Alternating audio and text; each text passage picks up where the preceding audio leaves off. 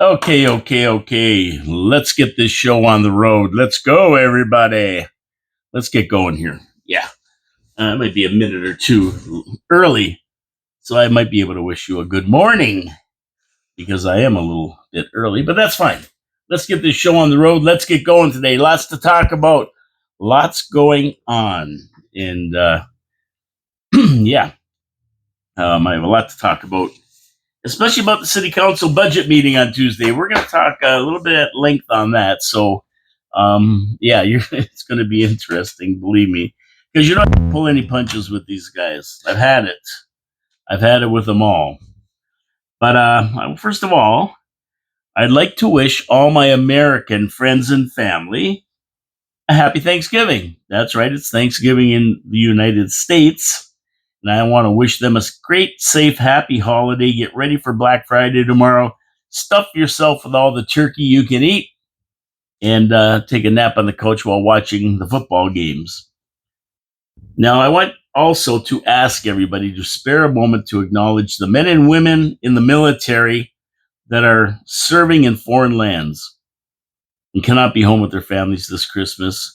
Never forget them. They're out there fighting it out for us and our freedoms. So, I sitting at home, and of course, I don't know, on AMC, Thanksgiving Thursday, guess what is running? The Godfather, all day, all night. And once I starting to watch The Godfather, I have a hard time leaving. I almost never made it in the studio because I wanted to watch The Godfather. And The Godfather 2 will be on in another maybe hour or so. AMC has commercials all through it, but they show the uncut version of the movie. So it takes 3 or 4 hours to run through one, and then we move to Godfather 2. So that's what I'm going to be doing this afternoon between, loading the video onto the internet so everybody can watch it.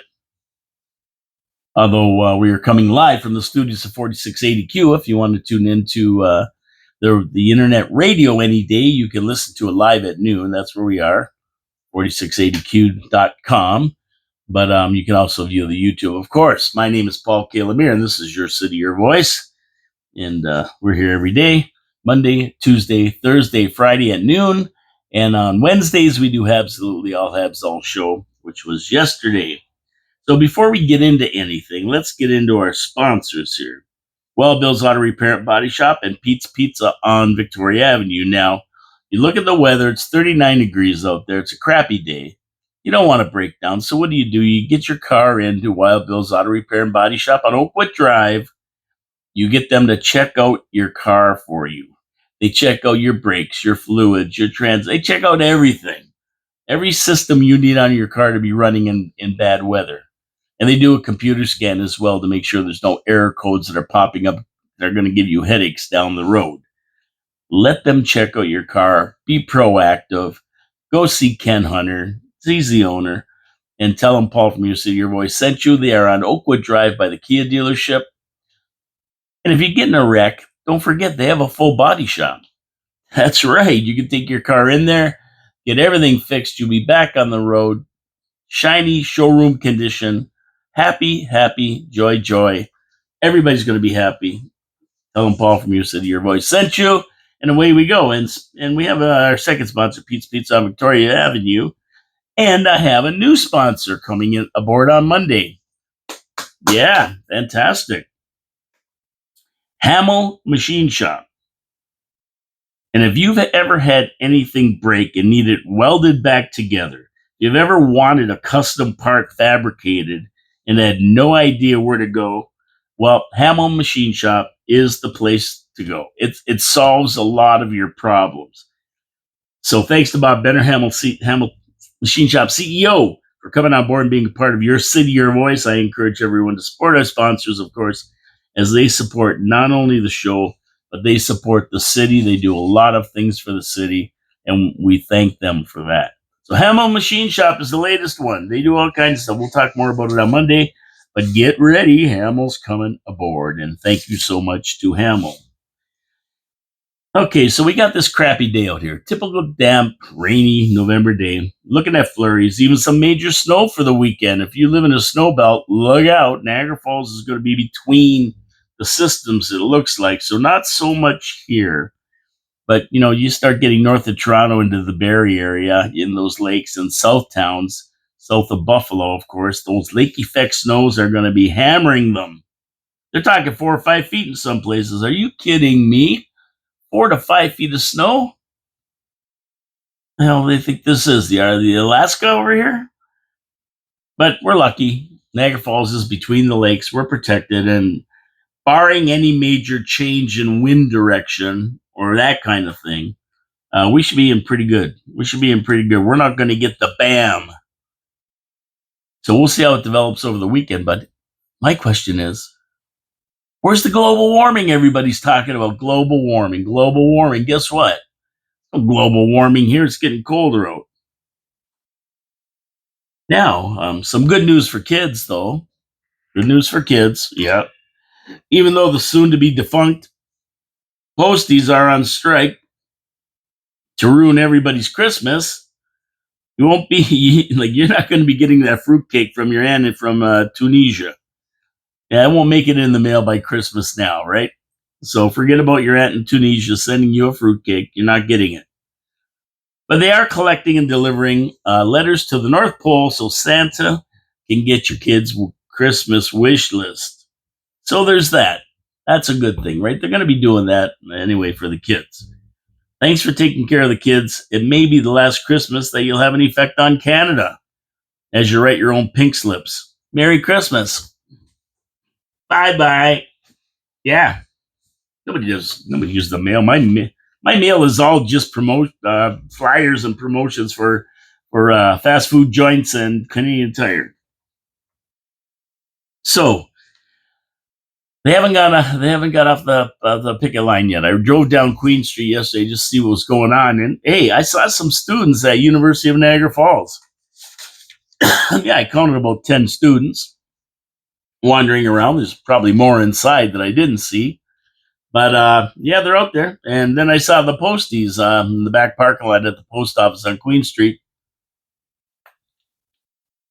And they picked a crappy time to go on strike and hit the strike line, the picket line, because I'm telling you, it's freezing out there, damp, cold. Man, I'd last about an hour out there and I'd say, forget about it. Go by and tell them, how you doing? Yeah, because they don't look very happy out there, even though they're picketing and all that. They don't look happy to me out there in this kind of weather. So, Tuesday, we talked about the budget. And I went through 382 pages, picked out things that I thought maybe they could save money on. Maybe. I had this hope that maybe City Council really cares about the taxpayers. I mean, I got to be stupid to even think that. But yeah, I actually thought maybe we see something coming out of here. Something good. And of course, this was the capital budget from the mayor of Niagara Falls, Mayor Jim. And if you ever wanted to watch a dysfunctional city council operate live, oh boy, all you had to do is just watch that show on Tuesday afternoon starting at 2. Well, they had a 2.5 hour meeting of the in-camera meeting, top secret stuff. And then they came back. So it was about a 3.5 hour meeting overall. Went from 2 to 7 with about 2.5 hours sitting in the can there in camera. But I'll tell you one thing, this city council, they're dysfunctional. It's terrible. It's a circus. It's a sideshow. I mean, this could be a comedy special the way these guys act. And they're lost when it comes to the budget, save Lori Lococo. City Council was not interested in saving taxpayers a dime. Not a dime. Other than Lori, who got up and wanted to save them $1.5 million or a couple million. And to make matters worse, they're a gang of bullies. If you sit there and let it happen, you're part of that gang. So anybody who wasn't hammering Lori, and we'll talk more about that, was sitting there watching. And they didn't have the balls to get up and at least same with the mayor, and at least tell these guys to sit down and quit it. Unfriggin' believable. I mean, city council has a duty to protect your money by spending it wisely. And this budget really does and this is just the capital budget. We haven't got the operations yet. Oh, my blood pressure is going to be up to 200 when that comes out, believe me. But yeah, this is just the capital budget I'm talking about today. That's it. And it represents some wasteful spending with nobody questioning anything in the budget, save Lori Lococo, Councilor Lococo. Some called it a responsible budget. Of course, they had no clue what was in the budget, obviously, nor did they actually go through it. I don't believe any of them went through it. Well, maybe one or two. Maybe. They went through it page by page because, believe me, I did. Now, can you imagine this? Imagine this.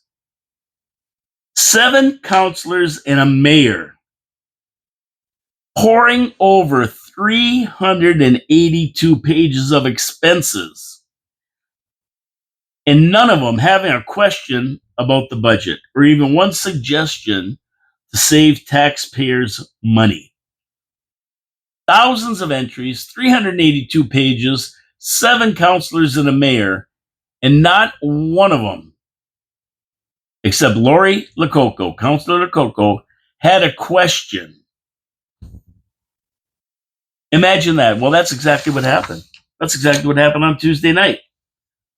Not one expense challenged, not one question about an expense, nothing. And as a matter of fact, one counselor wasn't even there, Wayne Campbell.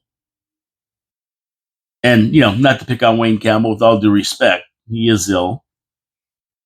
So there's that. But, the guy should step down then. Should resign if he can't be there. He's one of the elder statesmen on this council. 2 never said a word the whole meeting. Chris Dabrowski and Tony Baldinelli, both councilors, never said one word in this meeting. Had no opinion, had nothing. 3 hours, not one word. How do you sit there for 3 hours and not even have an opinion? I mean, even Councilor Newstig and Councilor Patel with their word salads and patting the backs of staff for a job well done. Yeah, they don't get paid for it, right? Job well done, my ass. Oh, pardon me. Did I say that? Even they said something. I mean, they spoke anyway. Their lips were moving. They didn't say anything. Their lips were moving. And Councilor Strange was a total embarrassment to council. His whole mission was to insult and dismiss Councilor Lococo's recommendations. He had nothing else to add and probably never went through the budget himself, I don't believe. And even worse, not even one other councilor stood up in defense of Lori. I mean, she has the right to voice her concerns and try to save the taxpayer dollars without being attacked. Strange, he's a bore and a bully, and the other councilors watched this display and never said a word. Seriously, folks, this was disgusting. This council is dysfunctional. They should all be embarrassed for not getting up and telling Strange to sit down, especially the mayor. And he's the biggest jerk of them all. He's supposed to run the meeting in a civil manner with councilors having respect for each other, and he lets this nonsense go on. I'm telling you. If you don't want to, don't watch it. Don't watch the meeting because you're just going to get disgusted. If you want to really see what these guys are up to, watch the meeting. As taxpayers, we have the expectation that council is working on our behalf. Well, get that notion out of your head, people. When 7 out of 8 councilors and a mayor go through 382 pages of expenses, and not one of them voice a concern about one single item out of thousands of entries, you have to think they're not interested in your tax dollars. They can't be bothered to question staff about anything. They most likely didn't go through the 382 pages. I would say they just couldn't care less. That would be my opinion. And they can get up and tell me I'm stupid, I'm a jerk, I'm an idiot. But the truth is the truth. The facts are the facts. Think of it. How can one counselor have recommendations to save taxpayers a few million, $1.5 million. Yet not one other counselor had a suggestion or even a question. I mean, not one person even questioned the $1.2 million for a new fire rescue unit. I mean, not even asking, well, maybe can they maybe buy a used piece of equipment that'll do for the next 10 years? Or can we make this one last 5 years longer? I mean, these are questions that aren't insulting. They're with all due respect to the firefighters, but these are questions people protecting our money should be asking.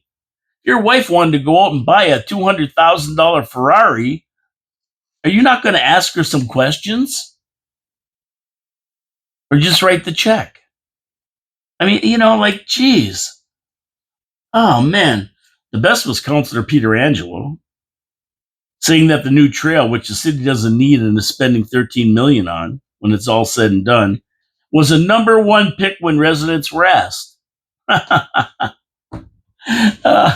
You know why this makes me laugh? Because 3 weeks ago in the meeting, they okayed $350,000 for concrete ping pong tables and misting and water billing stations worth $60,000, $25,000 concrete ping pong. And in that list of $350,000, there wasn't a word about the trail. These trails that everybody wants in town. Like, we don't have enough trails. Millennium Trail. We have the Bruce Trail. We have trails all over the place, not to mention sidewalks, cemeteries, tracks at Oaks Park, at the new arena, at the Gale Center, and other places in the city.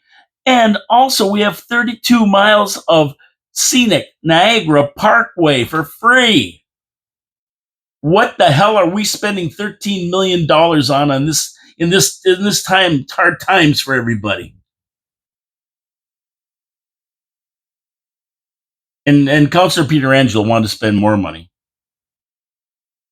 Yeah, $150,000 for a swings for disabled swing sets, which I have no problem with that. But why not save a little money somewhere else to pay for it? What about that? Rather than tapping the taxpayers for another 150 grand on top of the 50.1 million you're already asking for. Seriously, folks, we got problems. We got spending problems on this council. They always tell us they got to raise our taxes. Hey, listen, we don't have to raise taxes. We should be getting a reduction in taxes. These guys got to get their act together at City Hall. And wait till the operations budget comes out. Oh, mamma mia, we got another couple months. You think this is a headache? This is only $50 million. Some other highlights. Now, this guy, I can't remember his name, got up and presented the budget. The junior accountant, or whatever the heck he is. And he came up with all ways for to pay for everything. Debt or loans. Take on more debt or get loans. Casino money. Raise taxes. Grants. Reduce services. Reduce service levels. But this Mama Luke never mentioned the obvious. Cut expenses. What? I don't get it. Did these guys ever hear about cutting expenses? How do they run their house?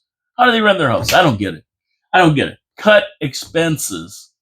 That's what you do when you have no money. You cut expenses. Now, one person mentioned that. Now, one person stood up and said cut expenses. Well, Lori LaCoca did. Councilor LaCoca did. No, nobody else. Cut expenses. Oh, what a novel idea. No, let's add to it. I can't believe it. Just unbelievable. Of course, our financial expert, Tiffany Clark, threw her gaslighting robe on and warned that development charges could only be spent on certain things. That's why we have to get a new trail for $13 million. Baloney. Gaslighting baloney. That's nonsense. There's certain things that development charges can be spent on, but the list is long.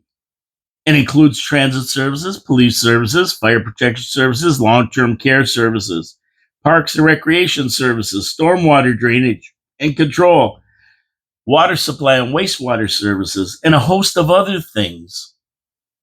So yeah, you could take that money and you could allocate it to something we need, like maybe take 1.13 million they want to spend this year and put it towards a new fire rescue vehicle, something that we do need. Ah, ah, ah. So don't believe that. Don't believe anything. I don't believe anything they say anymore. I don't believe a word of anything. I mean, anytime their lips move, you have to research it because they're gaslighting you. They're fear mongering you. Oh, if we don't approve 4% increase, we're gonna have to cut. No, you don't have to cut services. What you have to do is find other places to get the money. This council has a spending problem, a severe spending problem. You know what? You know what we need? We need DOGE. Yeah, we need DOGE. And why even bother having a council? The meeting was a whole waste of time. Why bother? Why not just have a mayor and staff? They come up with a budget. The mayor approves it. Call it a day. 5 minutes. Because none of these guys looked at it. They never said anything. It was fait accompli as soon as it hits the councilors' desks.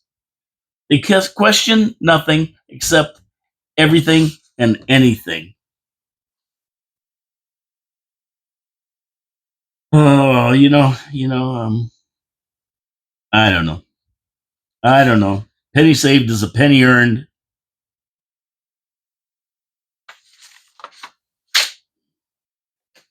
Some other observations. Serenity now. Serenity now. Serenity now. We need DOGE in the city of Niagara Falls. Because you know what? Voters won't remember a thing in 2026 when these stiffs run for re-election again. We need DOGE, Department of Government Efficiency. Yeah, Vivek Ramaswamy. Get him down here with Elon Musk. Bet you they'll go through this and find $10 million real quick. Real quick. City is in debt $100 million right now. In case you didn't know that. That was there. And I'm saying there should be a bylaw. The words "it's only" should be banned from budget meetings. If anybody says that, they get fined. The number of "it's onlys" add up to millions.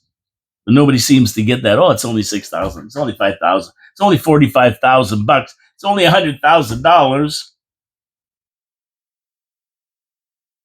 It's only. The two words that I hate when it comes out of a city councilor's mouth. No respect.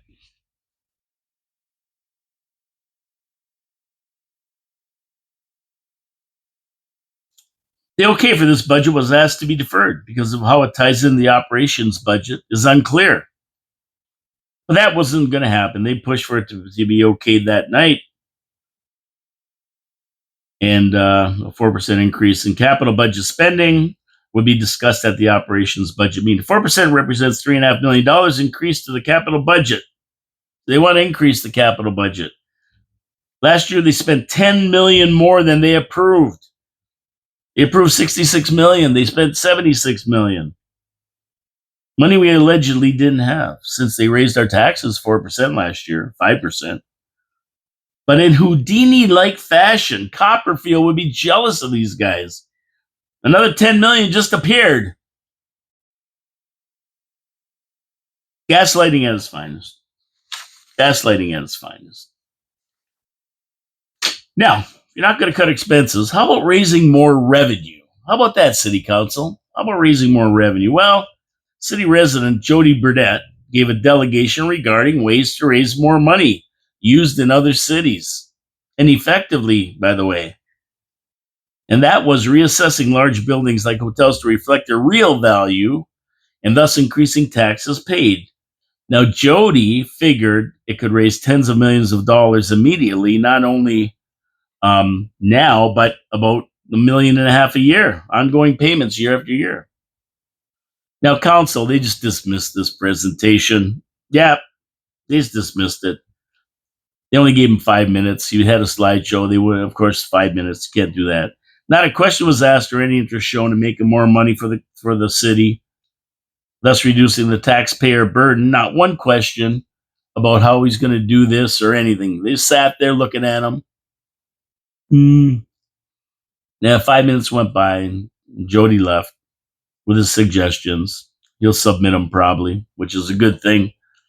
But at the end of the day, why wouldn't they entertain a way to generate more revenue? Because more revenue is like cutting expenses, right? Penny saved is a penny earned. A penny earned is a penny in our pocket. Okay, I'll give you this. Jody is considered a nut by a lot of people, including me at times. I watch what he says all the time. But you know what? It doesn't matter. A good suggestion is a good suggestion, no matter who it comes from. If our council to totally dismiss this presentation with nary a question, well, that's weird. Jody's a taxpayer like everybody else. He's trying to help, so kudos to him for taking an interest in doing a presentation to council. Perhaps they'll consider the suggestion at a later date, but I wouldn't hold my breath. No, I wouldn't hold my breath on them considering anything. They'll never look at it again. Probably filed under G for garbage. And I doubt if they really had the capacity to understand what he was saying after them just not even taking a look at 382 pages of expenses and not even questioning one of them from 7 councilors and a mayor. It's ludicrous. It's ludicrous. They couldn't understand what he was talking about, just like they couldn't understand what Lori Lococo was talking about. I mean, they couldn't. She's trying to get a point across about saving money, about deferring these projects, perhaps, and that. And all she got was Mike Strange getting up and belittling her and embarrassing her, or trying to anyway. He embarrassed himself. Mike Strange getting up and saying all that crap reflected more on Mike Strange than it did on Lori Lococo. So basically, that's about all I have to say about it. The whole display was a joke. The city still has the operations budget to deal with. You're ready to open your wallets, everybody, as these spendthrifts have no clue how to deal with a budget. They're just wasting your money every day. Seriously, they all have to go next election. We need a fiscally responsible mayor that knows what the hell he's doing. That's what we need at the helm. Now, I'm going to tell you about a good mayor tomorrow. I'm going to give you a story about a good mayor tomorrow.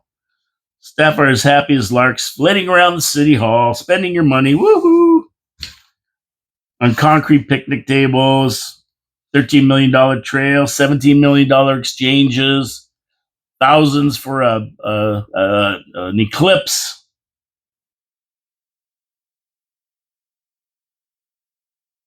And, it bothers me that staff don't have to face the taxpayers. They don't care. So what the hell? What the hell? They don't have to worry about it. And apparently the city council don't care either, because you know what? In 2 years they're going to run again, and the suckers in this city are going to vote them in again. Guaranteed. We see it every year. I think the CAO should be an elected position, responsible to the people. See how that affects his decisions, and when it comes to our money. Oh, and by the way, nobody mentioned the $1 million that he was directed to save last year. Where's the million he was supposed to save? He was told to save $1 million. Where is it? Nobody mentioned that. Jason, where's the $1 million? Oh, it's not in the capital budget. But you know what? There's weeds down there, and there's signs up here, and the sky's gonna fall if we don't get that $1 million. I tried to save the $1 million, but we couldn't save it. $1 million is $1 million. That's 10 times 100,000, and 100 times 1,000. Get out of here. Get out of here. My final question to anyone that watched the Capital Budget Council meeting. Did you see anybody except Lori Lococo fighting for you? Councilor Lococo? The taxpayer? Did you see anybody fighting for you, the taxpayer? Fighting to save your tax dollars? Seriously. She was the only one. The rest couldn't care less. Please remember that in the 2026 election, when they all stand in front of you telling you how they are going to Fight for the taxpayer. That's right. Keep taxes low. Fight for the taxpayer. Hey, they're all Mike Tyson's fighting for you, believe me. You just have to watch this meeting and review the tax increases over the last 3 years to understand that. I'm done. I'm done with it. That's it. And I've quit adding up all the tax increases being shoved down our throats this year. I mean, I went through them with Chris Regas last Friday, and now we got some more coming up. And the NPCA, the Niagara Peninsula Conservation Authority, is looking for a 9.48% increase in their budget as well. Yep, they want 9.4% more.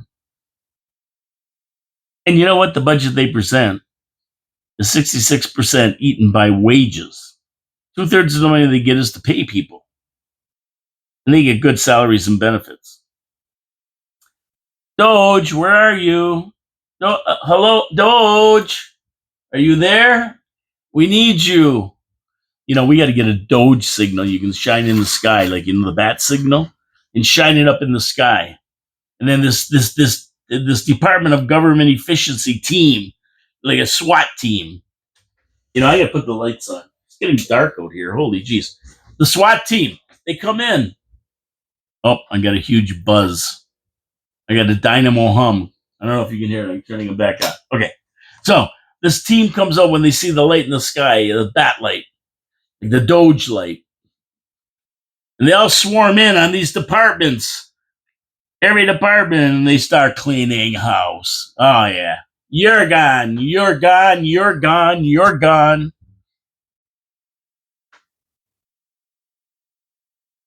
Now, it's only... and here we go. NPCA chairman, or whatever the heck it is, says it's only $1.45 per resident. That's it. Talks to the newest thing. It's only $8 a month. These guys, it's only $1.45 per resident a month. So you can add that to the other it's onlys. And then when you get to the ledger for it's onlys, add them up. And you see that it's only like 10 million. Oh, then then when you get to when you add up all the it's onlys, when they get the total, what do? You go to the it's only bank. Hi, we're from the it's only department. Can we get a loan to pay for the it's onlys? Yeah, that's what we need. Do I sound bitter and sarcastic? Yeah, well, okay. Anyway, let's get on to something more pleasant. Pizza. Now, as soon as I say the word pizza, I get happy. Pizza makes me happy. Pizza makes me happy. And where do I go when I want to be happy? I go to Pete's Pizza on Victoria Avenue, of course. Where else would I go? I go there and get a beautiful pizza that's got cheese, a blend of Saputo mozzarella and brick, and a beautiful sauce and crust created by the Mancini family 40 years ago when they opened the first Pete's Pizza in St. Catharines. That's the recipes they use. And Mike, the owner, worked in an Italian restaurant for 15 years. He knows how to blend it all together and get the ratios of cheese to sauce right. Beautiful pizza. But don't think he's a one-trick pony, Mike, down there on Victoria Avenue. Believe me, their wings are fantastical. Wings are great. Pizza is great. I've had their steak poutine, steak and cheese poutine. Bellissimo. And they have a whole menu. You'll fold out their menu. They got everything: panzerotti, subs, that's hot subs, poutine, you name it. You got to go through the whole menu, and of course, all kinds of combos, pizza and wing combos, which I like, and whatever you need, they got it. They got it there, and Mike knows how to do it. Mike knows how to do it. He does it right. Now, he also extended the hours so that all you night hounds who like to grab a late night snack can get it until midnight on Sunday to Thursday, and then Friday and Saturday He goes to 2 in the morning because he knows when you come home from having a few poppy boos and watching a great band play in some of the places in Niagara Falls, you might just want to grab something to eat as you watch the Fright Night on Friday nights, and you can go to him because he's open. How do you get this pizza? Just dial 905-374-2222, or you go to pizzavictoria.ca and you order online. Simple. Tell them Paul from Your City, Your Voice sent you, and we encourage you to support our sponsors, to also subscribe to the video, to our channel. It costs nothing. You just hit that little subscribe button and also the notification. Then you'll know when one of my videos pop in the afternoon. You know, when it pops up, you can watch it. And also give me a thumbs up or a thumbs down. Call me a goof. Call me a jerk. I don't care. Leave some comments. It's always fun to get comments. I get them on air here.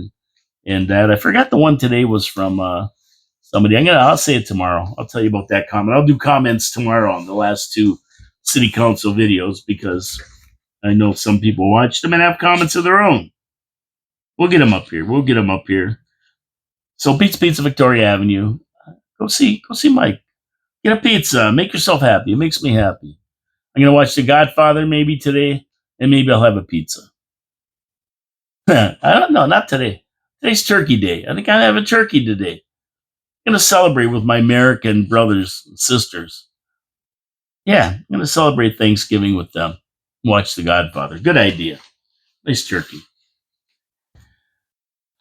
So, well, what else is going on in the world here besides Niagara Falls City Council that just is unbelievable to watch? It's just a nightmare. Well, the Trump effect has hit the world already. 3 weeks in, it appears there's a ceasefire between Hezbollah and Israel, which came into effect 4 a.m. I think on Tuesday morning or yesterday morning. What's today? Thursday, maybe Tuesday morning.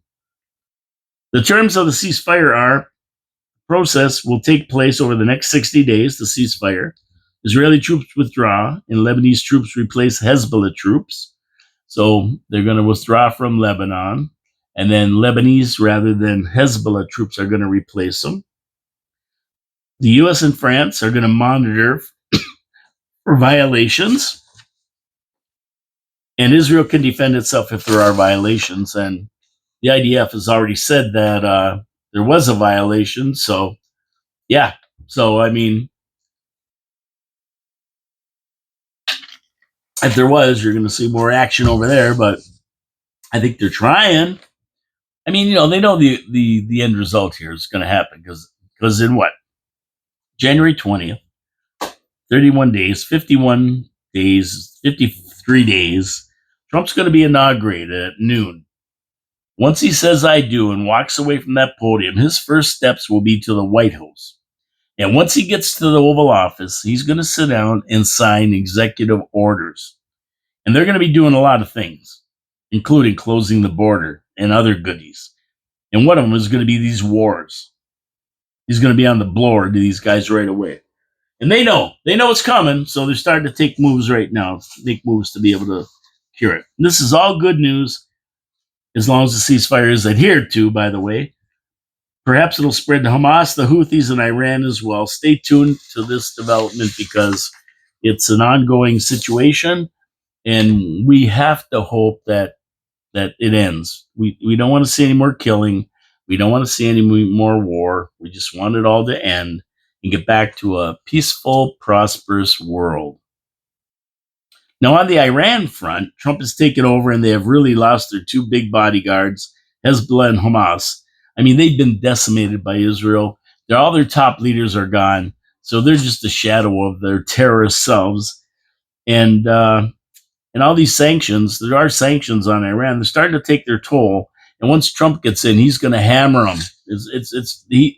The sanctions Biden has got going now are nothing.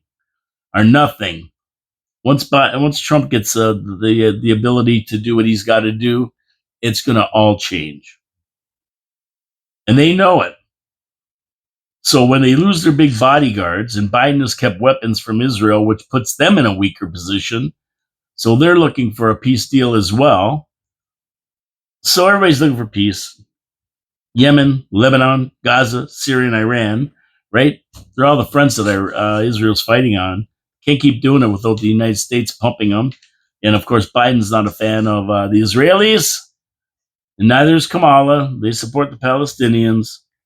So it's time to end it. Israel knows it. Iran knows it. Hezbollah, Hamas, Houthis, they all know it. The Syrians know it. It isn't going to get better for terrorist elements, and it's probably not going to get better for Israel than right now. So let's just end it. And I think that's the direction you're going to see everything take once it's all said and done. You'll see that. So we just have to wait. Trump's taking action. He's 3 weeks in. November 5th, 12th, 19th, 26th. So he's just over 3 weeks in, and already people are freaking out. and if you don't think they're freaking out, just watch the Canadian news. Oh my goodness, they're all freaking out. They're all calling out Washington and let's go. I gotta talk to Trump. And they're all crying. All these Canadians are gonna put 25% at the border. I laughed my head off. I mean, listen, Canada, get your house in order, and there's not going to be any tariffs. That's all he's saying. I mean, this is Trump. If you know Trump, if you follow him, you know this is Trump. This is beautiful Trump right here. You know, Trump is threatening, and because he wants a response, and once he gets a response, it's fine. And I don't see anything wrong with Canada getting tougher on their borders and not letting all these people in. I think we need it. If you look around right now, we need it to be tightened. We need the borders to be tightened.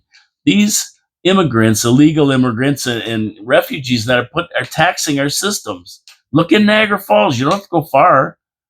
You look in Niagara Falls. They're in rooms. They're using all our services. You look around the city and see how many people here that weren't here 2 years ago even. They're all over the streets. And go to a clinic. Go to anywhere. You see what's going on. Yes, schools, anywhere. It's costing us money. So yeah. I mean, I think it's right that we put a stop to immigration. We put a freeze on immigration for the next 3 to 5 years. Let in what we need, legal immigration. Let in what we need. So if we need bricklayers, we bring in bricklayers. We need doctors, we bring in doctors. We need nurses, we bring in nurses. We need engineers, anything that we need, laborers, bring them in legally, put them to work. Part of them coming in is a job. But just to open the borders and let people in for the next 5 years, 3 to 5 years, freeze. Nobody. Roxham Road's closed and it stays closed. So speaking about the border, the calls are going in the White House, like I said, from Justin Castro, Colonel Ford, and Mexican President Claudia Sheinbaum. Yes, a Jewish Mexican president. Yep, a Jewish lady is the Mexican president. And Trump's laying down the law, so they're all picking up the phones now. Doug Ford is really concerned and is telling the feds that they'd better get their house in order by January 20th, or all hell is going to break loose. Because he's saying Trump is not kidding. He's not joking around. This isn't a game for Trump. He's not fooling. And he's warning these guys, the feds, like Justin Castro and what's his name there, Jimmy Dollywall. Do not call his bluff. Don't call Trump on this because you're going to lose. He's got pocket aces. Don't call him. And certainly don't raise them. I mean, but I watched proceedings in Parliament yesterday for about maybe an hour, 2 hours. And PP, Pierre Poilievre, was really breaking Trudeau's balls. Trudeau really had no answers. Just went on to the gaslighting bucket and pulled out anything he could do, use them for answers. But the reality is he's a weak leader. He cannot deal with Trump. He just doesn't have it. So, we can't wait to get rid of him and get somebody in there who can actually sit and talk to Trump on a common sense level and make common sense of all this. I mean, Trump don't like Trudeau anyway because Trudeau insulted him last when he was president before, and that didn't play well with Trump. He's not the kind of guy who takes insults uh, easily. So he's on Trump's what list. Now, Claudia Scheinbaum at first talked about a trade war with the U.S. if Trump raised tariffs. These people. Then wisely reconsidered it and will straighten out the border with the U.S. pronto, which is a good move on her part. Even though she still says she is not capitulating to Trump's request. They gotta get a safe face, right? She said that Mexico's position is not to close the borders, but to address migration while respecting human rights. Well, you know what? The smugglers, the child traffickers, bringing young kids in and trafficking them, and that I don't think that's respecting human rights, and Mexico's allowing it to happen right in their country. So she's full of baloney too. Another gaslighting politician. What a shocker. And she better get ready because the one-way door to Mexico's being installed. The only way is going into Mexico. It does not open the other way. And so all the countries that have sent illegals into the United States, including Canada, are about to be seeing a one-way door installed in their border. And get used to it. As it stands, there are still thousands of illegals pouring across the southern border, even though a lot have turned around since they will not make it to the border by January 20th. Because that's D-Day for illegals entering the U.S. And if you've listened to the Homeland Security guy, Tom Homan, yeah, the border czar, he don't care. Says they're going back. We don't. No, there's no. And all these mayors who think that we're not coming in to get them, well, they better think again. And the one guy from Colorado got on there, Denver mayor. We are not going to do this. If they try to come in here, we're going to fight them. We're going to have Tiananmen Square type of riots and marches and everything. He goes, and the interviewer says, are you willing to go to jail for this? And he says, yes, I am. I'll go to jail. And so Tom Homan says, the border czar says, you know what? He's willing to go to jail for it. And you know what? I'm willing to send him. It works out perfect, he goes. Because that's where he's going. So I don't know if these mayors want to buck this guy. He's not messing around either. He's the thing. As a matter of fact, it's getting so bad that they're getting bomb threats and death threats. And you know where that's coming from. I mean, these gangs that are the Trentagua and all these other gangs that are in the United States. I mean, they're gonna push hard against being deported, and they are gonna raise riots. They are gonna raise people to rise up against the government, trying to throw them out. And so they're starting to give death threats to these people, and security's been ramped up because of it. And you know what? These illegal criminals, they are goofy enough to do this. Seriously, they will. They will kill one of these guys if they don't watch it. So that's why, I would think that if anything happens to any of Trump's cabinet, any of them, you're going to see the military swoop in and clean these guys out. They'll declare the Emergencies Act, and then you're going to see the military come in. The country will be under martial law until these guys all get cleaned out. It won't be funny. It's going to be like shoot to kill orders if they start this nonsense. So you think they don't think about this right now? They know they're getting death threats. They know where they're coming from. Believe me. They may not say it, but they know, and they're not going to fool around them. Serious business, folks. You're going to see something happening in the States if these guys get out of hand. It isn't going to be pretty for them. So that's what's going on over there right now. We'll see how it works out if there's any more news tomorrow about it. Now, I'm reading stories about build to address the homeless situation, but nobody is saying to build the right kinds of homes. Sure, Doug Ford has said he wants 1.5 million new homes by 2031, and Niagara Falls has to kick in 8,000 of them, and St. Catharines 12,000 or whatever. Every city in Ontario's got a number they got to kick into this 1.5 million.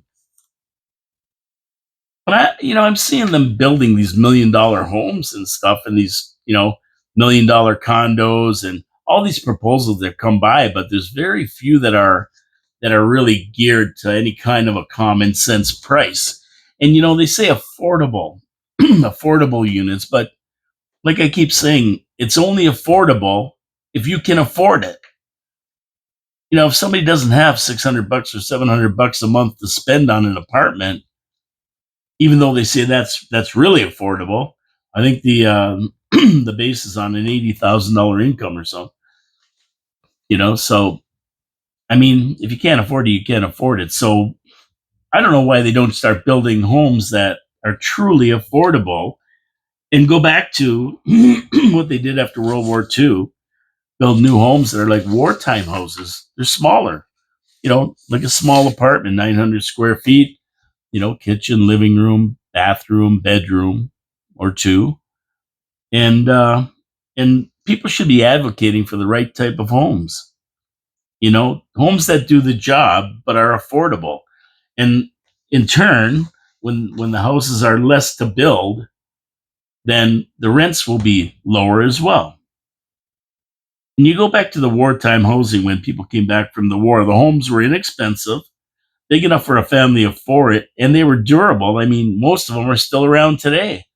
You go down to where all the wartime houses are built down in the South End, or over here on First, Second, Third Avenue over by Cyanamon, and a lot of them are wartime style houses, and they work. They work, and I knew people that lived down there. I went to high school with a lot of them, and they had 3 or 4 people in their family, and like maybe 5 or 6 with a couple of 3 kids, and they worked fine. They all managed to get along. In a lot of families in the '60s, that's what they did. They lived in wartime houses, and they had 3 or 4 kids. They got along just fine. Now, this is where the action should be taking place in these type of housing. And I mean, building $1 million homes and condos and apartments and houses, these big high rises that charge over the top. That's not really what we need right now. We need to house the homeless. And not every homeless is a mental case or addicted to drugs. Some of them are people who just can't afford rent. So they have no choice but to live in a tent. So this is the kind of thing we should be building. And not only are they inexpensive, because a lot of them are prefab, so they go together quick. And they're also durable and affordable. So I mean, $1 million houses and these big condos and everything, they don't help anybody. They don't help anybody except the developer. I mean, there's only so many people who can afford it. So this is kind of what we need, that small homes, wartime style homes, prefab, to keep them pretty cheap. They go up fast. And I think we need less talk and more action on this kind of thing. I mean, we need it, and we need it now, and we can't wait. So I know build. That's what everybody's yelling about. Build more, build. But we're not seeing a lot of action in that direction of affordable, right? Or subsidized housing or things like that. That's what we need. So I'm hoping that some of these ideas for more affordable housing and smaller housing come to fruition within, say, the next 5 years. I mean, you can build a lot of homes, and they're really, really trying in Hamilton to get this thing going. They've been hit by a lot of roadblocks from all over the place. Environmental people, not in my backyard people who think that by building these, you're ostracizing these people, putting them in all one area, and you're kind of segregating them from society, but you're really not. Putting them all together is great because you know where they are and you can get help to them. and you can have different services that they need on site because they're all in one area. Whereas when they're spread all over town, not only are they a pain in the butt to a lot of people, but they're also hard to get together and figure out exactly what to do with them because you're going all over town looking for them. They're in bushes, they're over here, they're over there. Until it catches fire, you don't know where the hell they are. So this is a good idea, and I hope they really pursue this. And our city council should be looking at this really closely too. Although, yeah, yeah, hope is a good word. I mean, it's only okay. So, a little housekeeping here. Now, next week, I'm not going to be doing a live show in the studio on Tuesday, right? So, if you're going to be listening to me on 4680Q on Tuesday, you're not going to hear me. You're not going to hear me because I am getting a shot in my knee. And when I get a shot in my knee, I have no idea what the results are going to be. Sometimes it's like nothing. Other times I can't walk for a couple days. It's so sore. So I don't know. So I'm going to do a YouTube broadcast, a video broadcast. You can watch later on in the day on YouTube. But the actual live broadcast in 4680Q in the studio here, I won't be doing. So if you're tuning in, you're going to hear music. Just so that you know. Just so that you know, you can watch the video of it. So that's one thing. But other than that, it's going to be a pretty straight shot through the week next week. Absolutely on Wednesday, Monday, Tuesday, and I got to get somebody in. Maybe tomorrow I'll get somebody in. I need somebody in to talk about this budget, and I definitely want to get Jody Burdett in here if I can. I want him to explain to the people and give him time to explain what he was talking about that City Council never gave him the time to talk about. So I'm really interested in talking about that. So I'm gonna try to get Jody Burdett in here. I don't know if he'll come in, but if he will, I want him to sit here and explain it. I think it'd be fantastic. So that's one of the shows I want to do. Probably next week. Next week. Tomorrow I'll just do a Finally Friday and call it a day. And other than that, I'm out of here for the day. I thank everybody for tuning in. The show's going to be on YouTube by about 3:00 today for you listening on radio or or if you want to watch it later on.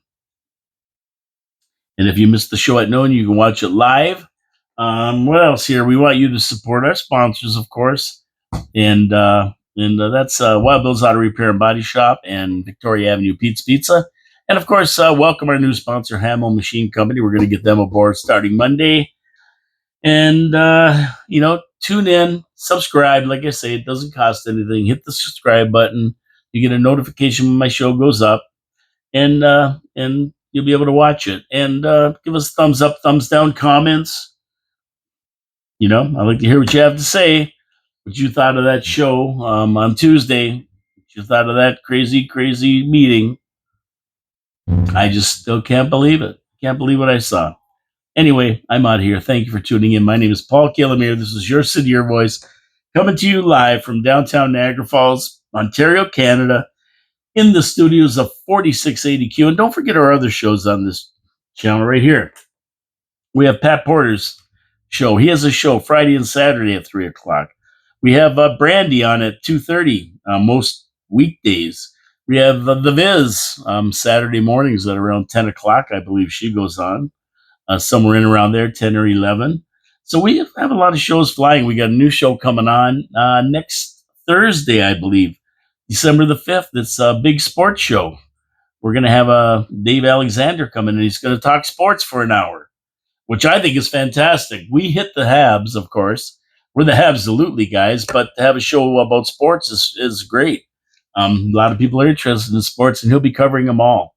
He's a real sports guy, so it's going to be great to have him coming aboard, and that'll be Thursdays at 10:30 in the morning, I believe. So look forward to it. We're going to have more shows coming aboard since Pat Porter has taken over the station. So exciting times at 4680Q. Tune in. Thank you so much. Have a great day, and watch out for the snow this weekend. Tomorrow I'll give you a better report on what's going to happen with that. Ciao, ciao, everybody. God bless everyone.